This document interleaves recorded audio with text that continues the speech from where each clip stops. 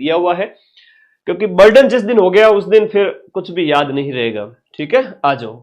Exam से पहले का 3 से 4 महीने का करंट अफेयर्स ज्यादा पूछा जाता है। जनवरी राजस्थान करंट अफेयर्स हम नॉन स्टॉप स्टार्ट करेंगे। ये थ्योरी है, अब थ्योरी है तो मैक्सिमम थ्योरी के अंदर जो कीवर्ड है उसके ऊपर फोकस रखना। पढ़ाई का एक बढ़िया तरीका बताऊं, आज कौन सा डे है रे, बताना आज कौन सा डे है, पता ही नहीं चलता है। राजस्थान के प्रमुख पुरस्कार है ना, उनकी बात कर लेते हैं। पहले तो पुरस्कार है, प्रमुख अन्य घटनाएं वगैरह हो गई, इसके साथ साथ जितने भी कवर है करेंगे हम करंट अफेयर्स 1 तारीख से लेकर के आपके 30 तारीख तक राजस्थान का करंट अफेयर्स का जितना भी घटनाक्रम रहा वो पूरा हमने यहां पर कवर किया है। ठीक है, तो कोई टेंशन वाली बात नहीं है। आप सभी साथी तैयार हो? ओके, राजस्थान के प्रमुख पुरस्कार की बात करते हैं, एक एक चीज की बात करेंगे। झाबरमल शर्मा स्मृति पुरस्कार जो है, व्याख्यान माला पुरस्कार, ये राजस्थान पत्रिका, हाँ संडे है भूल गया मैं, है ना, चलो क्योंकि दिन भर पढ़ाते रहते पता ही नहीं चलता है कौन सा वार है। तो झाबरमल शर्मा स्मृति व्याख्यान माला पुरस्कार है ये आपके राजस्थान पत्रिका ग्रुप के द्वारा। झाबरमल शर्मा जो राजस्थान पत्रिका के संस्थापक हैं, अभी रोज डे है, अरे गैला बड़ा उनका दिन है, रोज डेन, हग डेन, वो डेन, ये कोई डे नहीं होता है, ये तो सब गैला बढ़ाने के दिन होते हैं, गैला नहीं बढ़ना है। 21 फरवरी को राजस्थानी भाषा दिवस है, वो याद रखो फरवरी में, बाकी सब तो गैला डे है। ठीक है, झाबरमल शर्मा वाला प्रश्न अभी रीट के अंदर पूछा गया था कि झाबरमल शर्मा राजस्थान के प्रमुख व्यक्तित्व के अंदर झाबरमल शर्मा के बारे में प्रश्न आया था। राजस्थान के व्यक्तित्व हैं, आप लोगों को याद रखना है। ले कमेंट बॉक्स में रोज भेज रिया है, लखनौरा लाडा पढ़ाई कर लो रे। अब हम बात करें तो झाबरमल शर्मा जो है वो पत्रिका ग्रुप के संस्थापक है, आप लोगों को इतना याद रखना है। और ये प्रश्न है वो आपके रीट के अंदर पूछा गया था, राजस्थान के व्यक्तित्व के अंदर। अच्छा प्रश्न, याद कर लो भाई। तो झाबरमल शर्मा स्मृति व्याख्यान माला जो अवार्ड दिए गए, इसमें उद्देश्य है कि पत्रकार साहित्यकार झाबरमल शर्मा की स्मृति में, ये साहित्य के क्षेत्र में जो भी अच्छा काम करता है ना, लिटरेचर के फील्ड में जो भी चौकी चौकी किताबा लिखे, वहां अवार्ड देवे। ठीक है गुरुजी, क्षेत्र क्यों है? क्षेत्र है एक तो बढ़िया कहानी लिखे, कविता और पत्रकारिता, कहानियां लिखे, कविताएं लिखे या पत्रकारिता अच्छी करे, उसको यह अवार्ड दिया जाता है। 1992 में शुरू हुआ, सबसे पहले याद रखना 1992 में स्टार्ट हुआ है। कब से शुरू होता है झाबरमल स्मृति पुरस्कार? 1992। 3 कैटेगरी है। आज के टाइम में करंट अफेयर्स में प्रश्न आता है, याद रखा करो किस फील्ड में दिया जाता है, कब स्टार्ट हुआ, कितनी कैटेगरी में दिया जाता है, A to Z जानकारी पता होनी चाहिए। आगे देखो, पुरस्कार जो कहानी के अंदर दिया गया वो किसे दिया गया है? कहानी में पहला पुरस्कार फारूक अफरीदी को दिया गया। कहानी लिखी इन्होंने कि जीवन जैसे नदियों का नीर, जीवन ऐसा जैसे नदी का नीर, नदी कैसे चलती है? खड़खड़ खड़खड़ खड़खड़। तो कहने की बात यह है कि बहते का नाम जीवन है। पढ़े रह गए, सोचते रह गए सिलेक्शन होगा कि नहीं होगा, उन बातों से नहीं, जिंदगी में चलते रहना है। कोई भी अप्स एंड डाउन आए, जिंदगी में कोई प्रॉब्लम आए, ये वो है ना, इधर उधर की बातें, तो जिंदगी में चलते रहना है, सोचना नहीं, एक जगह रुके हुए नहीं रहना है। तो जीवन जैसे नदियों का नीर के लिए पहला पुरस्कार फारूक अफरीदी को दिया गया, याद रख लेना। दूसरा रुचिका अरुण शर्मा को स्वदेश कहानी के लिए, और कविता के लिए पुरस्कार की बात करें तो पहला पुरस्कार अतुल चतुर्वेदी की कविता है कुछ अवसरीय सिदार, कुछ अवसरीय सिदार, अतुल चतुर्वेदी, पहला पुरस्कार कविता के लिए। सेकंड कैलाश मनोहर को, यह तो विरल कविता के लिए। आगे देखो, आगे देखो, नेक्स्ट जो है शिक्षा श्री पुरस्कार। अब ये बहुत इंपॉर्टेंट है, बताओ क्यों इंपॉर्टेंट है? ये वेरी इंपॉर्टेंट है। ओके, एलडीसी का न्यू बैच स्टार्ट हुई, एक ही बैच चल रहा है, वो पढ़ लीजिए, अवेलेबल है पीछे की सारी कक्षाएं माइंड मैप ऐप डाउनलोड करके। वेरी इंपॉर्टेंट है। क्यों है सर वेरी इंपॉर्टेंट? आपने नाम सुना होगा कर्नल सोफिया कुरैशी। कब सुना था ये नाम? मई के महीने में लास्ट ईयर हमने ऑपरेशन सिंदूर चलाया था, और ऑपरेशन सिंदूर के तहत हमने पाकिस्तान के ऊपर कार्रवाई की थी। पाकिस्तान के जो आतंकी ठिकाने थे उनको हमने पूरी तरह से नष्ट किया था। वो जो घटना है वो आपको याद रखने, उसमें कर्नल सोफिया कुरैशी ने योगदान दिया था। उन्होंने, उनका नेतृत्व जो है बहुत ही जो है स्मरणीय है। इस वजह से राजकुमार वर्मा को शिक्षा श्री पुरस्कार मिलता है कि राजकुमार जी वर्मा जो है, ये प्रश्न आएगा, राजकुमार वर्मा जी ने कर्नल सोफिया कुरैशी के भारतीय सेना में योगदान किया है, इसके ऊपर रिसर्च किया है। और कर्नल सोफिया कुरैशी की हम बात करें, बहुत फेमस है ऑपरेशन सिंदूर। आप इनकी तो यूट्यूब इंस्टाग्राम चलाते हो तो रील वगैरह भी देखते होंगे, सोफिया कुरैशी की आती है कि नहीं आती? हाँ हाँ, ये आपको याद रखना है। अगला नेक्स्ट है सामाजिक विज्ञान अनुसंधान परिषद नई दिल्ली के द्वारा ये दिया गया। ओके, धन्यवाद। 3 साल को भतीजो क्लास देके बेटा, उसके लिए तो खूब टाइम है, तुम्हारे लिए कम टाइम है, पढ़ो। अच्छा प्रश्न ये है कि जो जानकारी आपको याद रहे केवल वही याद रखो, बाकी को भूल जाइए। आज संडे है, बढ़िया आराम से पढ़ेंगे, घरे बैठा हो, लाइब्रेरी को नहीं गया आज, ठीक है। और सुबह का ब्रेकफास्ट तो हो ही गया होगा सबका, बढ़िया क्लास लगा दो सामने। मैं बोल रहा हूं, मेरा जो ऑडियो वीडियो आपके पास आ ही रहा है, उससे आपको लंबे समय तक याद रहेगा। एक तो किताब से पढ़ते हैं वो कम याद रहता है, और एक वीडियो से पढ़ते हैं वो ज्यादा याद रहता है, जैसे आप वीडियो कोर्स में पढ़ते हो। अब हम ऑपरेशन सिंदूर वाला तो हमने शिक्षा श्री देख लिया है। एशिया कॉन्टिनेंट अवार्ड है, ये प्रहलाद रॉय टाक को दिया गया। एशिया कॉन्टिनेंट अवार्ड, राजस्थान जो है आपके माटी कला बोर्ड के संस्थापक है, याद रखना है, प्रहलाद रॉय। अब नेक्स्ट हम बात करें यहां पर अशोका सम्मान। अशोका जो सम्मान है वो पूर्वा गुप्ता को दिया गया। तो एशिया कॉन्टिनेंट अवार्ड, अशोका सम्मान किस किस को दिया गया, थोड़ा याद रखिएगा। उसके बाद में एडी राही अवार्ड, मैंने एक भी चीज पीछे नहीं छोड़ी है और इससे बाहर प्रश्न जाएगा भी नहीं, ठीक है। एडी राही अवार्ड जो उर्दू साहित्य के लिए आदिल रजा मंसूरी को दिया गया है। इनकी किताब का नाम है सन्नाटे की परछाई, एक पोइम है, पोइम का संग्रह है सन्नाटे की परछाई के लिए। राजस्थान वुमेन ग्लोरी अवार्ड, ये इंपॉर्टेंट है, थोड़ा याद रखना। लेडीज जो भी हो, विमेन एम्पावरमेंट की जब भी बात हो तो ये बहुत इंपॉर्टेंट है, आते हैं प्रश्न।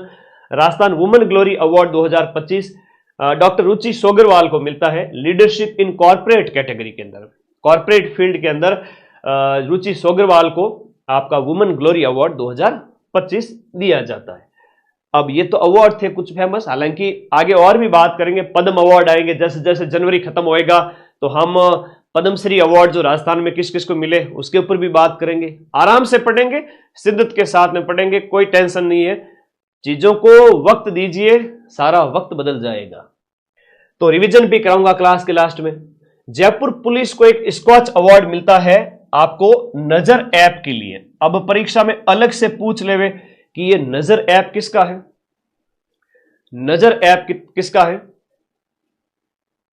नजर मतलब पुलिस की नजर, है ना, पुलिस की नजर से कोई बच नहीं सकता, इस प्रकार से आपको याद रखना है।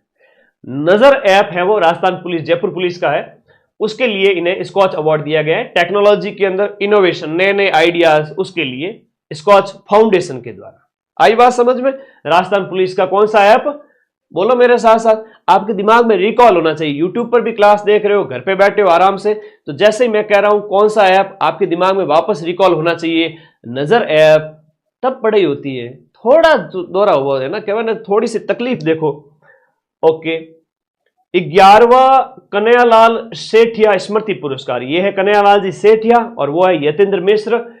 तो यतेंद्र मिश्र को इनकी रचना है बिना कलिंग विजय के, बिना कलिंग विजय के। अब ये प्रश्न आपसे पूछा जा सकता है, आपका 11वां जो है संस्करण है, इसका 11वां एडिशन है और 11वां संस्करण कन्हैयालाल सेठिया स्मृति पुरस्कार के अंतर्गत यतेंद्र मिश्र को मिलता है। किताब का नाम है बिना कलिंग विजय के। वैसे कलिंग की हम बात करते हैं तो कलिंग हुआ आपके सम्राट अशोक, आज से 2300 साल पहले, ईसा पूर्व 3वीं शताब्दी, उन्होंने कलिंग विजय की थी उड़ीसा के अंदर, वो वाली बात। तो ये याद रखिएगा, बिना कलिंग विजय के इनका जो है काव्य संग्रह है। आयोजन जयपुर लिटरेचर फेस्टिवल आमेर, जयपुर में जो आयोजित किया गया।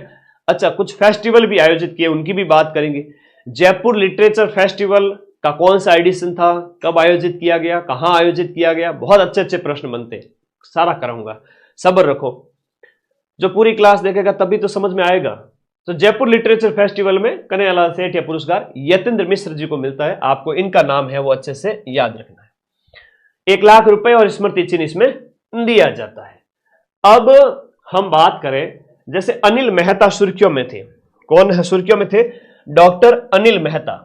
अनिल मेहता राष्ट्रीय जल निर्मलता अवार्ड दिया गया इन्हें, राष्ट्रीय जल निर्मलता अवार्ड 58वें जल सम्मेलन के अंदर। ये हर साल आयोजित किए जाते हैं, तो ये 58वां क्रम था। इसमें राष्ट्रीय जल निर्मलता पुरस्कार अनिल मेहता को मिलता है। किसको मिलता है? अनिल मेहता को, जल निर्मलता।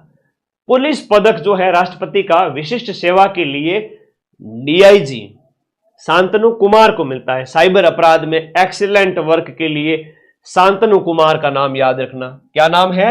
शांतनु कुमार। पुलिस पदक।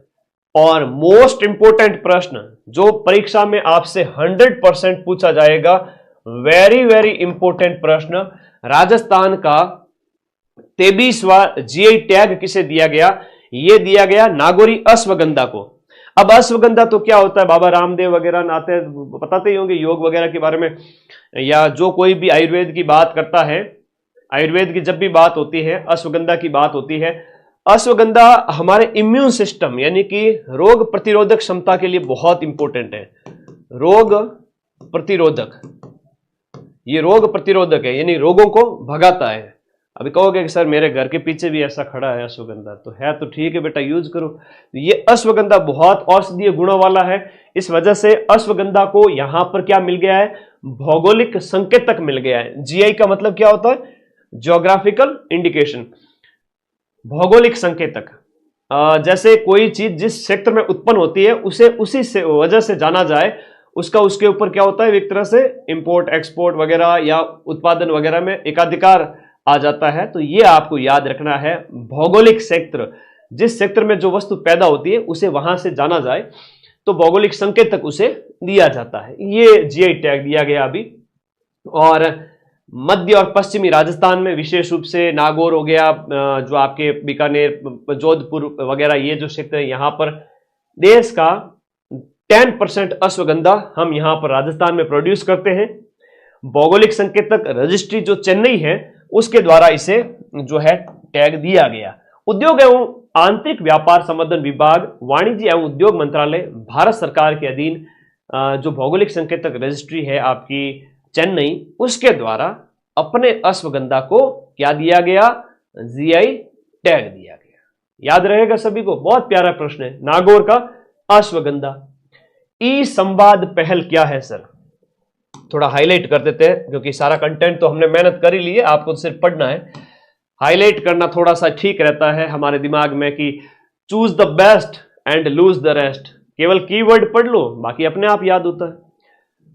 ई संवाद पहल की बात करें तो मेडिकल के फील्ड में डिजिटल पारदर्शिता सुनिश्चित करने के लिए राजस्थान सरकार के द्वारा आपकी इसकी शुरुआत की गई है।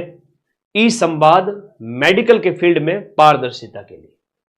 अब यह प्रश्न थोड़ा इंपॉर्टेंट है, यह प्रश्न वेरी इंपॉर्टेंट है, क्योंकि ऐसे प्रश्न है वो पीछे परीक्षाओं में पूछे गए हैं, और मैं आपको पढ़ाते टाइम यह भी बताऊंगा कि ऐसे ऐसे प्रश्न है वो परीक्षा में आ रहे हैं।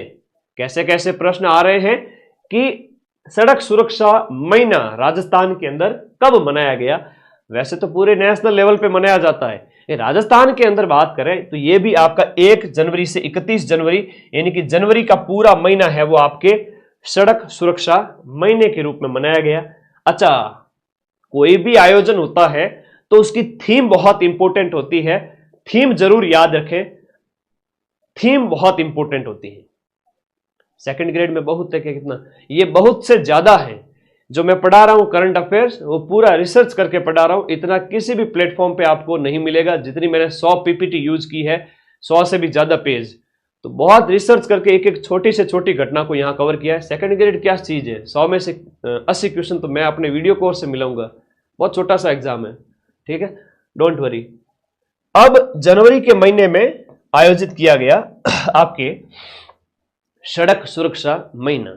सड़क सुरक्षा महीने की थीम है सीख से सुरक्षा, टेक्नोलॉजी से परिवर्तन।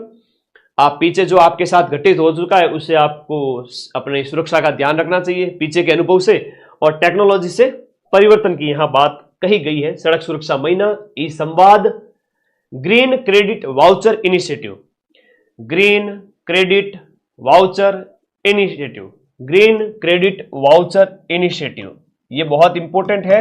और ग्रीन क्रेडिट वाउचर इनिशिएटिव 2025 जो है वो 30 दिसंबर 2025 को इसे मंजूरी दी गई। इसका क्या उद्देश्य है कि राजस्थान में ग्रीन ग्रोथ से जुड़ी परियोजनाओं को गति देना। ग्रीन ग्रोथ का मतलब यह हुआ कि जब विकास हो उस समय पर्यावरण का भी ध्यान रखें, तो यहां पर पर्यावरण की बात कही गई है कि पर्यावरण के हितों को ध्यान में रखते हुए ऐसा विकास हो और सस्टेनेबल परियोजनाओं में निवेश जो है उसको बढ़ावा दिया जाए, जिससे क्या है कि पर्यावरण को नुकसान कम हो, ऐसी बात इसके अंदर कही गई है। ठीक है जी, ग्रीन क्रेडिट वाउचर इनिशिएटिव। इसमें प्रोत्साहन की दरें है ना, ये इंपॉर्टेंट है। ये RS pre sub inspector second grade exam में इसकी दरें पूछी जाएगी, इंपॉर्टेंट है। कैसे कि 1 करोड़ रुपए निवेश करने पर 5% आपको ग्रीन क्रेडिट मिलेगा, और 1 से 10 करोड़ निवेश करोगे तो 7.5% बढ़ जाएगा, और 10 करोड़ से ज्यादा का होगा तो 10% ग्रीन क्रेडिट। ठीक है, और ये आपको इसके अंदर याद रखना है। 5, 7.5 मतलब 2.5 बढ़ रहा है ना, यहां पर 2.5% ग्रीन क्रेडिट है वो बढ़ रहा है ग्रीन ग्रोथ के अंदर इन्वेस्ट के लिए। पर्यावरण का विकास आप करना चाहते हो, लेकिन ऐसा जो देश का विकास करना चाहते हो, राज्य का विकास करना चाहते हो, लेकिन इन्वेस्टमेंट ऐसा हो जिसमें पर्यावरण को नुकसान नहीं हो बल्कि इको फ्रेंडली हो। अभी खेजड़ी वाला आंदोलन चल ही रहा है, आप सबको पता ही है। बताओ कौन से जिले में चल रहा है कि भाई खेजड़ी बचाओ को लेकर, कि विकास के नाम पर खेजड़ी न काटी जाए, सुर्खियों में रहता है। तो ये क्या है कि ग्रीन ग्रोथ नहीं है। अगर आप पेड़ों को काट करके विकास करना चाहते हो, वो ग्रीन ग्रोथ नहीं है, है ना, ये ग्रीन ग्रोथ नहीं है, इसलिए विरोध हो रहा है। सीधी सी बात है, समझा करो। ग्रीन ग्रोथ मतलब पर्यावरण को बचाकर विकास करना, जिसमें आपका 1 से 10, 10 से ज्यादा 5, 7.5 और 10% ग्रीन क्रेडिट मिलेगा। हाँ जी, आगे देखो, एक एक चीज समझ में आ रही है, घनी चौकी बात है। आगे देखो, पचपदरा जो कि आपके बालोतरा जिले में स्थित है। पचपदरा जो कि आपके बालोतरा जिले में स्थित है। पचपदरा रिफाइनरी सब पेट्रोकेमिकल कॉम्प्लेक्स की वार्षिक क्षमता है जो 9 मिलियन मीट्रिक टन वार्षिक हो गई है। ये अपने आप में एक अचीवमेंट है। 9 million metric ton per year, 9 million metric ton per year, million इसकी कैपेसिटी हो गई है, 9 million metric ton per year. बहुत अच्छी बात है। हाँ, बीकानेर का खेजड़ी वाला। चलो, पचपदरा रिफाइनरी याद रखना इंपॉर्टेंट है। राजस्थान का पहला टर्मिनल स्टेशन। अब टर्मिनल का क्या मतलब होता है सर? शब्दों के ऊपर ध्यान दिया करो और सोचा करो, समझा करो क्या हो रहा है, क्यों हो रहा है, थोड़ा दिमाग को खुला रखा करो, केवल रट के आगे बढ़ना नहीं है। समझो, राजस्थान का पहला टर्मिनल स्टेशन। टर्मिनल का मतलब यह है कि मालगाड़ी चली यहां पे छुक छुक छुक छुक छुक आगे ऐसे जाएगी, तो ये जा रही है रेलगाड़ी जो भी जा रही है। इसके बाद में यहां पर क्या है, आगे जाने का कोई रास्ता नहीं है। स्टॉप जिस स्टेशन पर यहां पर गाड़ी जो आई है उसको वापस इस जगह उसी रास्ते से वापस जाना पड़ा, तो इस वजह से इसे टर्मिनल कहा गया।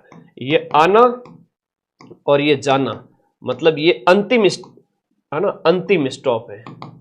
उसके आगे है वो आपकी नहीं है पटरी और स्टेशन नहीं है, आगे ट्रेन नहीं जा सकती, वो खत्म है वहां पर। ठीक है, ओके।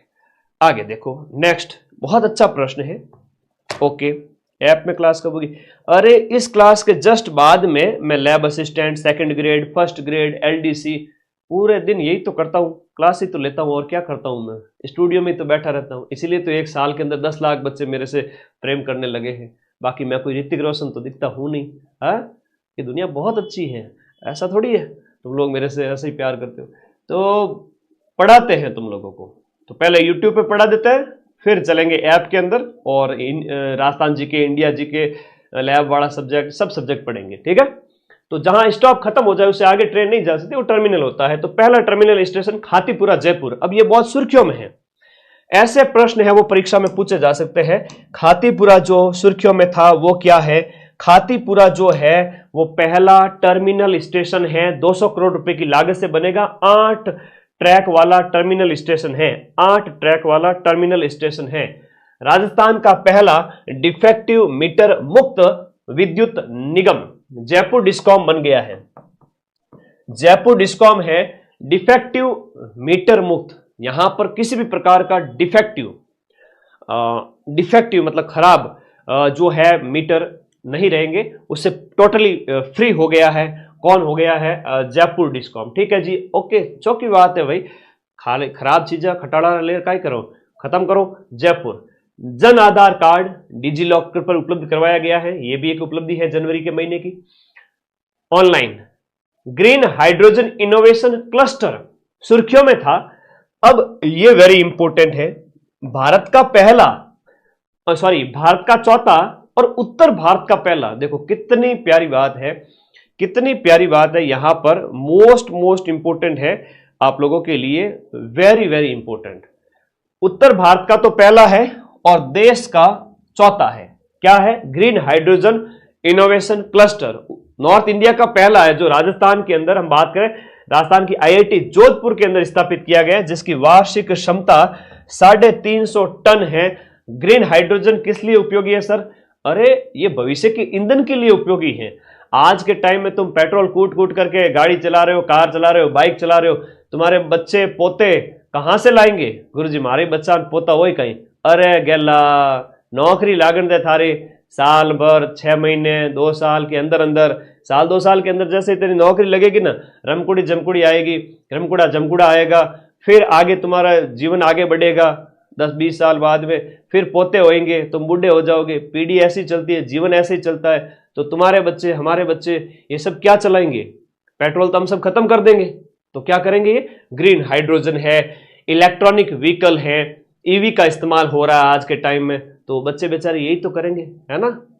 जैन जी जनरेशन है, जैन बीटा जनरेशन है, जैन थीटा जनरेशन है, पता नहीं कि क्या क्या पैदा होंगे। अभी 2025 के बाद में पैदा होने वाले जैन बीटा है, और तुम लोग हो जैन जेड, जैन जी, और मैं किस कैटेगरी में आता हूँ? मैं आता हूँ Jain millennium, generation millennium category के अंदर, ठीक है।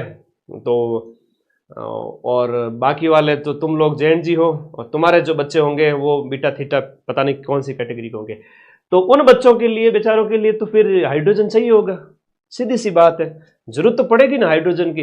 हाइड्रोजन है, ईवी वगैरह, ठीक है, सीधी सी बात है। तो राजस्थान में आईआईटी जोधपुर में, याद रखा कटर, आईआईटी जोधपुर में उत्तर भारत का। देखो हंसी आ रही है कि सर हमारे भी बच्चे पोते होंगे क्या? अरे गेला, तुम्हारे दादाजी और तुम्हारे पिताजी भी ऐसे ही हंसते थे। हमारे दादाजी पिताजी कहते थे कि हमारे बच्चे होंगे क्या। आज कह रहे लखनौरा लाडा है वो पैदा होया है, ठीक है, ओके ओके, ये सीधी सी याद रखना है, ओके। तो ये क्या है कि भविष्य का ईंधन है। क्या है? भविष्य का ईंधन है। बहुत चौकी बात है, भविष्य के ईंधन के लिए आपके आईआईटी जोधपुर के अंदर national women folk art and craft workshop 2 से 8 जनवरी को राजस्थान विश्वविद्यालय, राजस्थान यूनिवर्सिटी, राजस्थान विश्वविद्यालय जयपुर के अंदर national women folk art and craft, राष्ट्रीय महिला, जो कहते हैं ना लोकल आर्ट, जो फोक आर्ट मतलब लोकल आर्ट जो होती है, पढ़ के छोड़ दीजिए, इससे ज्यादा आपको फोकस करने की जरूरत नहीं है। 2 से 8 जनवरी को इसका आयोजन किया गया। पूरे साल भर के अंदर राजस्थान में कई सारे इस जनवरी के महीने में बहुत सारे महोत्सव, मेले आयोजित किए गए। इनका मैं एक शॉर्ट अपलोड करूंगा जिसमें 10 से 15 एक शॉर्ट के अंदर ये सारी चीजें बता दूंगा, वो देख लेना। राजस्थान विश्वविद्यालय में विमेन फोक आर्ट हुआ। फिर क्लाइमेट और green house gas reference station की स्थापना बीकानेर तकनीकी विश्वविद्यालय में की गई, आईआईटी मद्रास के सहयोग से। अब यह भी प्रश्न यहां पर पूछा जाएगा, किसके सहयोग से स्थापित की गई, है ना। लफड़े बहुत है, ऐसा नहीं कि परीक्षा में सीधा सीधा प्रश्न आ जाए, ना जी ना। बीकानेर तकनीकी विश्वविद्यालय तो तुम याद रख लोगे, लेकिन बीकानेर तकनीकी विश्वविद्यालय के साथ साथ आईआईटी मद्रास भी याद रखना पड़ेगा, जहां पर green house gas reference centre की स्थापना की गई। हालांकि तो मैं एक बार रीडिंग मार के भी आगे बढ़ सकता हूं, लेकिन मेरा काम है कि क्लास में याद करवा दूं, और जब प्रश्न करवाऊं तब भी तुम्हें सारे याद रहे। तो करंट अफेयर्स 2 बार पढ़ने से सब कुछ याद हो जाएगा, फिर अगले 6 महीने पढ़ने की जरूरत ही नहीं पड़ेगी। इसलिए मैं 2 से 3 बार रिपीट कर रहा हूं, और तुम्हें भी कहता हूं कि रोजाना पढ़ के छोड़ दिया करो। बहुत ज्यादा पढ़ोगे, सोमवार से शनिवार और संडे को पूरा रिवीजन कर लिया करो। रिवीजन बहुत जरूरी है। स्टेट लेवल का स्वच्छता प्रतिस्पर्धा जो है कैटेगरी 3 से 10 लाख आबादी वाले शहरों के अंदर, ध्यान रखिएगा, स्टेट लेवल का स्वच्छता कंपटीशन आयोजित किया गया, जिसमें 3 से 10 लाख की आबादी के जितने भी शहर हैं उन्होंने पार्टिसिपेट किया। अब इसमें पहला स्थान जो है वो स्वच्छता कैटेगरी के अंदर भीलवाड़ा ने प्राप्त किया है। स्वच्छता रैंकिंग में शीर्ष रहा है जयपुर, भीलवाड़ा, भरतपुर और नाथद्वारा रैंकिंग के अंदर। और इस आबादी के अंदर 10 लाख तक की आबादी में भीलवाड़ा ने टॉप किया है, और बाकी वालों में शीर्ष स्थान जयपुर का है और फिर भीलवाड़ा का आ जाता है, क्योंकि जयपुर की जनसंख्या भीलवाड़ा से ज्यादा है, सीधी सी बात है। स्वच्छता और स्वायत्त शासन विभाग है उसके द्वारा। तो ओवरऑल तो जयपुर टॉप करता है, लेकिन 10 लाख तक की आबादी में भीलवाड़ा टॉप करता है। और कॉम्बो बैच ग्राम विकास अधिकारी दिसंबर में है और सीईटी 5-6 महीने बाद होगा। अभी मौका है, पढ़ लीजिए। मैं इसी बैच के साथ में पटवार 2027, क्योंकि ग्राम विकास अधिकारी के बाद में ही इसका पेपर होगा, एग्जाम 2027 में कभी भी होगा, तब देखा जाएगा, साल भर बाद, 1.5 साल बाद। तो वो बैच पटवारी का इसी में ही पढ़ाऊंगा, कॉम्बो बैच के अंदर, मतलब इससे ज्यादा अलग से कुछ नहीं आपको खरीदना पड़ेगा।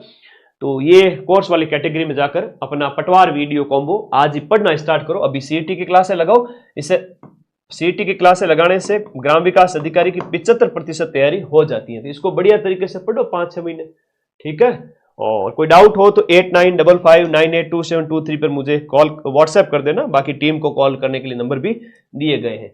अपने सेकंड ग्रेड जीके एसएसटी भी बैच अवेलेबल है, जीके हिंदी लिटरेचर भी अवेलेबल है, और राजस्थान करंट अफेयर्स ही सेकंड ग्रेड के अंदर सिलेबस में शामिल है। इसलिए आपको सिर्फ राजस्थान करंट ही पढ़ना है और इंडिया जीके और राजस्थान जीके ही पढ़ना है। लैब असिस्टेंट के दोनों बैच अवेलेबल हैं, और अभी तो लैब वाले एग्जाम के आगे आज से देखा जाए तो टोटल 3 महीने से भी ज्यादा समय है।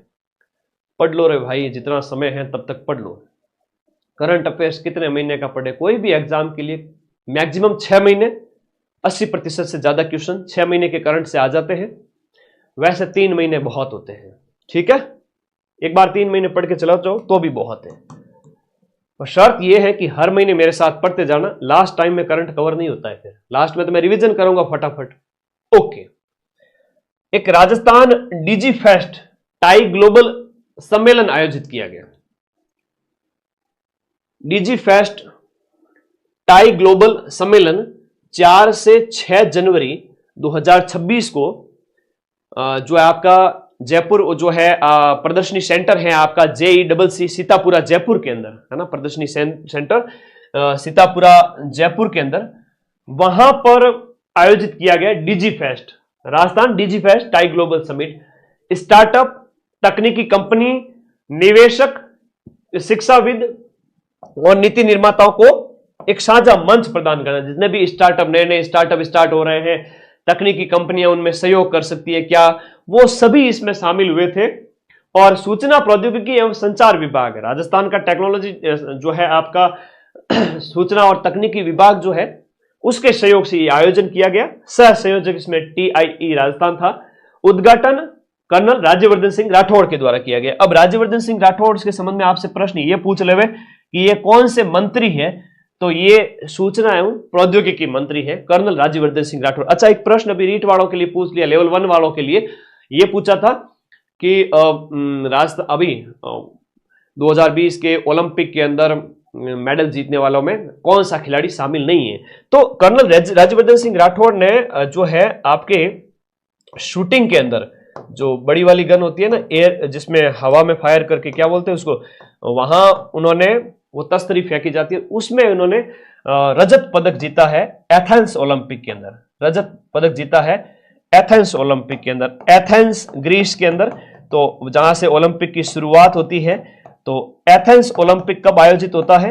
एथेंस ओलंपिक आपके 2004 का। तो लाइफ हो तो ऐसी हो, ठीक है। अपने फील्ड में अच्छा काम करो, बाद में फेमस हो ही हो तो वोट तो आपको मिल ही जाते हैं, और मंत्री संतरी तंत्री बन करके अपना अच्छा जीवन बिताओ। तो ये शूटर भी थे, ओलंपिक में सिल्वर मेडल भी लेकर आए, और आज मंत्री है, ठीक है। तो ये याद रखना, अच्छा प्रश्न पूछ लिया जाता है राजस्थान के व्यक्तित्व वगैरह में भी। तो इन्होंने क्या है कि इसका उद्घाटन किया है, DG fest tie global summit है, ठीक है।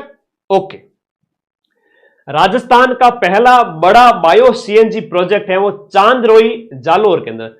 चांदरोई जगह का नाम याद रखना है, चांदरोई, चांदरोई के अंदर राजस्थान का पहला बायो सीएनजी, जैव compressed natural gas CNG project आपका जालोर के अंदर। नेपियर घास पर आधारित सर्वाधिक बायो सीएनजी उत्पादन करने वाला पहला प्लांट कौन सा है? बाड़मेर के अंदर है। बाड़मेर के अंदर स्थापित है, जो रोजाना 6.5 टन उत्पादन का उसका लक्ष्य रखा गया है। नेपियर घास, जो बड़ी घास होती है और पशुओं के लिए भी चारे के लिए इस्तेमाल की जाती है, और उस नेपियर घास से बायो सीएनजी, जैव सीएनजी इसे कहते हैं, जैविक पदार्थों का इस्तेमाल करके कंप्रेस्ड नेचुरल गैस बनाई जाए। आई बात समझ में? हाँ, ये बाड़मेर में। और पहला बायो सीएनजी प्रोजेक्ट चांदरोई। अब परीक्षा में प्रश्न यह आता है कि चांदरोई वर्तमान में सुर्खियों में था, बताइए दिए गए ऑप्शन में किस में? तो थोड़ा ध्यान होना चाहिए, ठीक है। चांदरोई में पहला बायो सीएनजी प्रोजेक्ट है और पहला बड़ा बायो सीएनजी प्रोजेक्ट है, और यहां जो है बायो सीएनजी उत्पादन करने वाला पहला प्लांट है। प्रोजेक्ट तो वो हो गया, और उत्पादन कहां पर? बाड़मेर में। प्रोजेक्ट कहां पर? जालोर के अंदर। प्रोजेक्ट जालोर में, उत्पादन बाड़ में। एक नई नीति आई है, थोड़ा सा याद करवा देता हूं। नई नीति आई है, थोड़ा सा याद करते हैं। क्या नीति है? वाहनों की स्क्रैपिंग की नीति है। वाहन स्क्रैपिंग नीति का मतलब क्या हुआ बताओ? वाहन स्क्रैपिंग नीति, मजा आना चाहिए पढ़ने में। इतना शानदार कंटेंट जो टीम ने पूरे महीने तैयार किया, और महीना खत्म होते ही ये लो जी हलवा हाजिर है, जिम लीजिए। और ऐसे हम फरवरी का भी तैयार कर रहे हैं, फरवरी खत्म होते ही करवा देंगे। बच्चों की कितनी मेहनत बच रही है। हाँ गुरुजी, इसीलिए तो कट ऑफ बहुत ज्यादा जा रही है। बिल्कुल जाएगी, क्योंकि गुरुजी मेहनत करते हैं, लाखों बच्चे पढ़ते हैं, तो तुम लोगों के लिए मैं फायदा ही पहुंचा रहा हूं। राजस्थान वाहन स्क्रैपिंग नीति है, उसका 30 दिसंबर को अनुमोदन किया गया। 31 मार्च 2029 इसकी अवधि रखी गई है, आगामी 4 साल। उद्देश्य है कि जितने भी टूटे फूटे अयोग्य प्रदूषणकारी वाहन है, ऐसे वाहन जो गाड़ी के पीछे पीछे चलते हैं ना, तो मुंह ही काला हो जाए, है ना, कहता ना, मुंह ही काला हो जाए, इतना धुआं फेंकता है कि भाई हटा दिया जाए इसे रोड से। ऐसे वाहन को वैज्ञानिक, सुरक्षित और पर्यावरणीय मानकों के अनुसार नष्ट करना। नष्ट करो, लेकिन पर्यावरणीय मानक के अनुसार। ऐसा नहीं कि उठा के कबाड़ खाने में पटक दिया, गलत बात। पर्यावरण के हिसाब से, पर्यावरण को आपको नुकसान नहीं पहुंचाना है। 15 वर्ष से पुराने जितने भी सरकारी वाहन है, अब यह आपका जब परीक्षा में प्रश्न आएगा सरकारी वाहन के लिए आया हुआ है, तो वहां प्राइवेट भी दिया जा सकता है, बहुत सारी चीजें हैं। तो 15 साल पुराने वाहन है, फिटनेस पंजीकरण रहित वाहन है, दुर्घटना और एक्सीडेंट वाले वाहन है, नीलामी में खरीदे गए कबाड़ के वाहन है, जो अनुपयोगी और स्वेच्छा से कोई भी व्यक्ति छोड़ के जा रहा है वो, और अपने वाहन को स्क्रैप कर सकेगा। ठीक है, तो ये 15 साल से पुराने होने चाहिए। और शर्त यहां पर क्या है? सरकारी वाहन। पढ़ते टाइम तो ध्यान दो को नहीं, कई सारे ऐसे बच्चे हैं, तुम लोगों की बात नहीं कर रहा हूं, एग्जाम के टाइम में गुरुजी करंट कहां से पढ़े? ये 10 से 15 प्रश्न का मामला है। लैब असिस्टेंट में 20 क्वेश्चन आएंगे, सब इंस्पेक्टर में 10 से 15 क्वेश्चन आएंगे, सीईटी में 15 क्वेश्चन आएंगे। जो पढ़ेगा पूरे साल वही सिलेक्शन लेगा फिर, है ना। करंट तो वो चीज है, हर बार बदलता है, हर बार बदलता है, हमें भी अपडेट होना पड़ता है, हमें भी नहीं पता है कौन सा आने वाला नया प्रश्न। तो अवधि याद रखना, सरकारी वाहन है, 15 साल से पुराने हो, उनको आप नष्ट कर सकते हो वैज्ञानिक तरीके से। अनफिट, पंजीकरण रहित और क्षतिग्रस्त और स्वेच्छा से दिए हुए वाहन। और इस नीति के तहत सर्टिफिकेट ऑफ डिपोजिटरी, COD, क्या है? सर्टिफिकेट ऑफ डिपोजिटरी, COD के आधार पर नए वाहन की खरीद पर जो आपने अपने वाहन को स्क्रैप करवा लिया है, यानी कि उसको फर्स्ट ग्रेड में भी आएगा, उसको आपने खत्म करवा दिया है इस नीति के तहत, सरकारी वाहन है अगर आपके पास, तो इस नीति के तहत आपको COD सर्टिफिकेट मिलेगा नष्ट करवाने के बाद में। तो इसके आधार पर आप जब नई गाड़ी खरीदोगे, उसके ऊपर कर की छूट है वो आपको टैक्स की 50% और मैक्सिमम 2 लाख रुपए तक की छूट मिलेगी। वाह, कितनी चौकी बात है गुरुजी, मजा आ जाएगा। अब तो मैं अपनी तो गाड़ी है नहीं, पापा वाली 15 साल पुरानी गाड़ी है, उसको स्क्रैप करवा के ही रहूंगा, करवा के ही रहूंगी। सीधी सी बात है ना। हाँ, 2 लाख, क्योंकि पता है कि नौकरी लगेंगे, नई गाड़ी लेंगे, 2 लाख रुपए की छूट मिल रही है गुरुजी। और 50% तक का यहां पर खरीद की छूट पर, जो खरीद पर जो छूट है वो 50% या मैक्सिमम 2 लाख रुपए। वाह, अब तो सीधी पापा के घर के आगे की गाड़ी गायब हो जाएगी, एक झटके में, शाबाश। ऐसे स्क्रैप करवाना तुम भी, वेरी गुड। लेकिन 15 साल पुराना होना चाहिए, नहीं तो पापा तुम्हें गायब कर देंगे, ध्यान रखना। हाँ जी, लालच तो बड़ी अच्छी आसानी से आ जाता है ना। अब एक बहुत इंपॉर्टेंट जानकारी कि राजस्थान में शौर्य पर्यटन सर्किट का विकास। अब ये शौर्य पर्यटन सर्किट का विकास कहां पर किया जाएगा?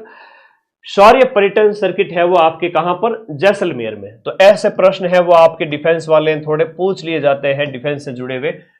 शौर्य पर्यटन सर्किट, शौर्य पर्यटन सर्किट मतलब हमने जब पाकिस्तान से लड़ाइयां लड़ी थी उस समय की बात हो, हमेशा जैसलमेर बॉर्डर पर हमले होते रहे थे, है ना। वो अनेक जो आजादी के बाद के 20 सालों में जब भी युद्ध हुए थे उस समय, तो हम शौर्य पर्यटन सर्किट भी वहां पर बना रहे हैं। आप जब भी जाओगे घूम के आओगे, शौर्य पर्यटन सर्किट को देख के आओगे। तो ये एक सर्किट है, इसमें क्या है कि वो स्थान होंगे जहां जहां पर आप लोग उनको विजिट कर सकते हो टूरिज्म के हिसाब से, और वो किससे संबंधित है? डिफेंस से संबंधित है। डिजास्टर डाटा रिकवरी सेंटर की स्थापना, आपदा डाटा रिकवरी सेंटर है वो अपने जोधपुर में बना है। एक नया मेला महोत्सव, मार्ट मतलब एक ये मेले के जैसे ही है, पर्यटन मेले हैं या सरकार के अलग अलग विभाग के द्वारा इन मेलों का आयोजन किया जाता है। तो एक हाड़ौती ट्रैवल मार्ट है, वो डेट याद रख लेना, जनवरी की स्टार्टिंग के अंदर ही हाड़ौती ट्रैवल मार्ट जो है वो 2 से 4 जनवरी को आयोजित किया जाता है। 2 से 4 जनवरी को कोटा के अंदर, और कोटा से अपने सांसद हैं, कोटा से अपने बात करें ये लोकसभा के स्पीकर हैं, दूसरी बार बने हैं लोकसभा स्पीकर, और दूसरी बार यहां से सांसद बने हैं, ठीक है।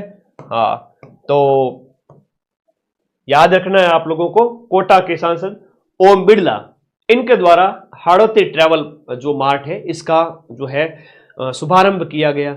अच्छा, कई बार ऐसे ऐसे प्रश्न पूछ लेते, अभी मैं आपको ऊंट महोत्सव बताऊंगा, परीक्षा में कठिन से कठिन प्रश्न आता है, गुरुजी ऊंट महोत्सव कब मनाया जाता है, पतंग महोत्सव कब मनाया जाता है, और उसके बाद में लास्ट में दे देंगे मरु महोत्सव कब मनाया जाता है, फिर थार महोत्सव। आगे आएगा प्रश्न आएगा तब मैं बात करूंगा, उनका सीक्वेंस पूछ लेवे, और फिर कहते हैं गुरुजी कठिन प्रश्न आता है। कठिन कैसे आता है भाई? पढ़ाते टाइम ध्यान दिया नहीं। ऊंट महोत्सव है तो 9 से जो है 11 जनवरी को आयोजित किया जाता है। फिर मरु महोत्सव 30 जनवरी से 1 फरवरी आयोजित किया जाता है। थार महोत्सव फरवरी में आयोजित किया जाता है। तो क्रम तो पता होना चाहिए ना, हम ही नहीं पढ़ते और फिर कहते हैं पेपर कठिन आता है गुरुजी, पेपर कठिन आता है। पेपर कठिन नहीं आता बेटा, जो पढ़ता है सिर्फ उसी का ही सिलेक्शन होगा। अब मामले चेंज हो चुके हैं, ठीक है। तो ये मार्ट और मेले जितने भी हैं वो याद रखो भाई। ये तो मार्ट था हाड़ौती ट्रैवल मार्ट, जनवरी की स्टार्टिंग में कोटा में। जल स्वावलंबन अभियान, अब जल स्वावलंबन अभियान की जो शुरुआत है वो बजट 2024-25 में होती है। बजट 2024-25 में शुरू, राजस्थान के बजट 2024-25 में शुरू, जल स्वावलंबन अभियान 2.0। अब इस 2.0 के पहले चरण की शुरुआत हुई है, सीकर राजस्थान में पहले स्थान पे आया है। 2.0 अभियान जो बजट आपका 24-25, अभी वाला बजट आएगा वो कौन सा होगा? अभी वाला जो बजट आएगा वो बजट 26-27 होगा। इसका मतलब 2 साल पहले जो ये बजट आया था उस समय की बात हो रही है। इसमें अभी है वो सीकर ने टॉप किया है जल स्वावलंबन अभियान के अंदर, ठीक है। पश्चिमी राजस्थान उद्योग हस्तशिल्प उत्सव आयोजित किया गया 4 जनवरी को। अब पश्चिमी राजस्थान की बात हो रही है तो बात होगी आपके जोधपुर में। पश्चिमी राजस्थान की बात हो रही है तो बात जोधपुर की होगी, और जोधपुर में हम बात करें 4 जनवरी। 3 बातें याद रखनी है, पश्चिमी राजस्थान का है हस्तशिल्प, जोधपुर का है, और 4 जनवरी है। Choose the keyword and lose the rest, choose the best lose the rest. पश्चिमी राजस्थान, मुख्यमंत्री जल स्वावलंबन, सीकर टॉप करता है, और चीजें तुम्हें याद हो चुकी है, मानो या ना मानो। Rajasthan regional artificial intelligence impact conference आयोजित की गई, एआई पर आधारित कॉन्फ्रेंस। आज के टाइम में एआई के बड़े यूज हैं, एआई के बहुत यूज है। एआई कॉन्फ्रेंस 2026 की हम बात करें, कॉन्फ्रेंस आयोजित की गई 6 जनवरी 2026 को जयपुर के अंदर। तो रीजनल एआई जो है, जो कॉन्फ्रेंस कहां आयोजित की गई? जयपुर के अंदर आयोजित की गई। ध्यान रखना है विशेष रूप से, AIML पॉलिसी 2026 यहां पर उद्घाटित की गई। अच्छा, AIML पॉलिसी का उद्देश्य क्या है सर? आर्टिफिशियल इंटेलिजेंस जो आपका यहां पर इंपैक्ट जो कॉन्फ्रेंस आयोजित की गई जयपुर के अंदर और एक नई नीति लाई गई, तो AIML पॉलिसी क्या है? राजस्थान को निवेश और नवाचार के उभरते केंद्र के रूप में विकसित करना, कि राजस्थान में ज्यादा से ज्यादा इन्वेस्ट आए, यहां पर याद रखना। राजस्थान को IT हब के रूप में, है ना, इंफॉर्मेशन टेक्नोलॉजी जो है, संचार तकनीकी जो क्षेत्र है उसके अंदर, ओके, हाँ, machine learning, AI machine learning, इसके हब के रूप में विकसित करना। AI सेंटर ऑफ एक्सीलेंस की स्थापना जो है आपके यहां पर AI जयपुर के अंदर आयोजित किया गया। AI सेंटर ऑफ एक्सीलेंस की स्थापना की जाएगी जो उन्नत तकनीक अनुसंधान के विकास के लिए होगा। थोड़ा सा बात है यहां पर, इसकी बात कही गई है कि इसकी स्थापना की जाएगी, बस ये घोषणा हुई है AI सेंटर ऑफ एक्सीलेंस की स्थापना की घोषणा। भारत की सबसे बड़ी अंतरराष्ट्रीय पत्थर उद्योग प्रदर्शनी, देखो पत्थर उद्योग प्रदर्शनी जो है, एक प्रदर्शनी लगाई गई 5 फरवरी 2026 को आयोजित की जाएगी जयपुर प्रदर्शनी सेंटर जो आपके सीतापुरा जयपुर के अंदर है वहां पर, ठीक है, ओके। अब राजस्थान का पहला ई सेवा केंद्र कहां बनेगा? ये पाली के अंदर। राजस्थान का पहला ई सेवा केंद्र पाली न्यायालय के अंदर। ई सेवा मतलब आपको सारी सुविधाएं हैं ऑनलाइन ही मिल जाएगी। माई करियर एडवाइजर जो ऐप है वो किसके लिए है? माई करियर एडवाइजर ऐप है वो स्टूडेंट्स के लिए है, कि स्टूडेंट्स के करियर मार्गदर्शन के लिए, आगे मुझे क्या करना है, किस स्ट्रीम में जाना है, कहां जल्दी नौकरी लगेगी, तो माई करियर एडवाइजर ऐप शिक्षा विभाग के द्वारा इसे लॉन्च किया गया है। और शिक्षक भर्तियों के लिए अच्छा प्रश्न है, विशेष रूप से रीट वगैरह के में आज पूछा जाता है माई करियर एडवाइजर ऐप। अब एक बहुत प्यारा प्रश्न आप लोगों से पूछ रहा हूं मैं कि बाल विवाह मुक्त ग्राम पंचायत कार्यक्रम, बाल विवाह मुक्त ग्राम पंचायत जो है, बाल विवाह से मुक्त ग्राम पंचायत मारा से इसकी शुरुआत की गई है। बाल विवाह मुक्त ग्राम पंचायत, तो ग्राम पंचायतों का लक्ष्य है कि बाल विवाह नहीं हो, बाल विवाहों की रोकथाम हो, इसके लिए इसकी शुरुआत है वो हाड़ौती के मारा जिले से हुई है। और इसका उद्घाटन है वो आपके ओटाराम जी देवासी ने किया है जो मंत्री है। और इसका याद रखिएगा, उद्देश्य हर गांव को बाल विवाह से मुक्त बनाना है और इसके लिए जन जागृति फैलाना है। तो ये आपको हरी झंडी दिखा करके उद्घाटन किया गया 12 जिले, 12 ये आपको याद रखना है, ओटाराम देवासी का नाम याद रखना है। एक युवा और खेल महोत्सव 7 से 12 जनवरी को आयोजन किया गया। 7 से 12 जनवरी को युवा एवं खेल महोत्सव, तो विभिन्न महोत्सव है वो आप लोगों को याद रखना है। महोत्सव में आपको कराऊंगा, शॉर्ट्स आएगा मेरा आज एक, उसमें भी देखना। भारत पिन और भारत मैप, देश का पहला स्वदेशी डिजिटल एड्रेस सिस्टम, स्वदेशी डिजिटल सिस्टम एड्रेस जो है उसका नाम है भारत पिन एवं भारत मैप। बाड़मेर के दीपक शारदा द्वारा विकसित किया गया। बहुत प्यारा प्रश्न है। और दीपक शारदा कहां के हैं? बाड़मेर के। तो दीपक शारदा बाड़मेर के। हर घर दुकान कार्यालय को 7 अंक के यूनिक कोड इसके तहत जो है दिए जाएंगे। बहुत अच्छा प्रश्न है कि ऐसे नए नए आइडियाज और इतने बढ़िया एक्सीलेंट ब्रेन के लोग हैं वो राजस्थान से आइडिया दे रहे हैं और ये चीजें हैं वो नेशनल लेवल पर छा रही हैं। 12 से इसकी शुरुआत की गई है, ये याद रखना है बस। और मतलब पंचायतें ऑल ओवर राजस्थान की है, यहां पर विशेष के बारे में नहीं है, ठीक है, ओके। तो भारत पिन और भारत मैप है वो डिजिटल एड्रेस सिस्टम है और ये 7 अंक का यूनिक कोड होता है। कितने अंक का होता है? 7 अंक का, जो हर घर दुकान ऑफिस इनका लिए आपका स्वदेशी डिजिटल एड्रेस है। अब एक बहुत इंपॉर्टेंट प्रश्न और ये सुर्खियों में रहा है, पिंपलात्री गांव। अब मैं आप लोगों को शॉर्ट्स में भी कई सारी चीजें समझाऊंगा इसके अंदर ही, बहुत बढ़िया। पिंपलात्री गांव जो उदयपुर पर्यटन विभाग के द्वारा टूरिज्म डेस्टिनेशन के रूप में विकसित किया गया है इसको, और जहां पर बेटी के जन्म पर 111 पेड़ लगाने के लिए प्रसिद्ध एक मॉडल गांव है। बेटी का जन्म होता है तो 111 पेड़ लगाए जाते हैं पिंपलात्री गांव राजसमंद के अंदर, ठीक है, ये आपको याद रखना है। और ये किसके द्वारा? उदयपुर पर्यटन विभाग के द्वारा इसको पर्यटन डेस्टिनेशन के रूप में, पर्यटन डेस्टिनेशन मतलब लोग यहाँ आए घूमने के लिए। और पिंपलात्री आपका बहुत फेमस है इसके लिए कि जब बेटियों का जन्म होता है ना तो 111 पेड़ लगाए जाते हैं, वहां के लोग लगाते हैं। राजसमंद में ये स्थित है और इसे उदयपुर पर्यटन विभाग है वो पर्यटन के गंतव्य स्थल के रूप में, पर्यटन के गंतव्य स्थल के रूप में स्थापित किया गया है कि लोग यहाँ आए, घूमे और ये इसके बारे में जो बात है वो सब तक पहुंचे। इतनी प्यारी बात है कि बेटी का जब जन्म हो तब पेड़ लगाए जाए, बहुत प्यारी बात है। टील कार्बन, भारत का पहला शोध, टील कार्बन पर भारत का पहला शोध किया गया कहां पर? केवलादेव जो राष्ट्रीय उद्यान है सवाई माधोपुर, सवाई माधोपुर में जो केवलादेव राष्ट्रीय उद्यान है वहां टील कार्बन पर शोध किया गया।